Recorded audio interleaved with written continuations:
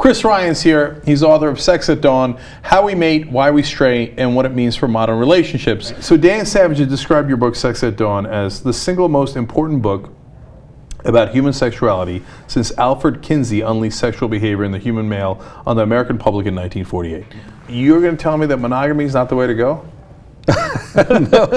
No, I'm going to tell you that monogamy is not an easy way to go for our species. Mm-hmm. But I present to you the counter case, David Beckham. So why would these celebrities, who can get all the strange pussy they want, there I said it, in the world, get married? You know, are we having a discussion about the way people behave in a given culture? Because then we can talk about other cultures and how they behave in those other cultures, right? Okay. Which are counterexamples. Or are we having a discussion about, you know, the biological nature of a given species? Because then that's another conversation. And then there's the conversation about, do we really know what's going on in people's marriages? I would argue that we're evolved for a certain amount of promiscuity. We're also evolved to be extremely loving creatures. Yeah? So let's talk about our balls. Okay. So what happens with gorillas is the males fight among themselves.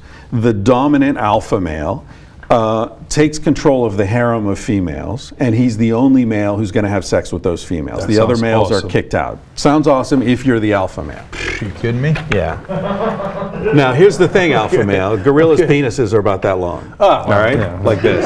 So does it still sound good? Humans have the thickest penis of any of the primates, and arguably the longest. So, yeah, you got that right. And the reason for this is that the males aren't fighting it out so much. The males are all pretty much getting laid, right? Okay. And God so bless. the competition's taking place within the female's reproductive system. So there are all these interesting things happening. Female orgasm. Why are women capable of having multiple orgasms and men one, and then you're like completely uninterested and want to go watch the rest of the game? That there are all sorts of things that only fit together when we understand that humans are a promiscuous species. What you find, in fact, is shared fatherhood. We talked about dozens of societies in the Amazon that still exist today that believe that a fetus is literally made of accumulated semen.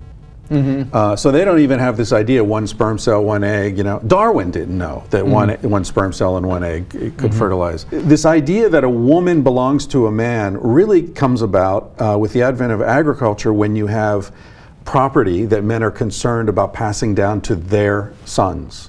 So how do you know he's your son? By having absolute control over her sexual behavior.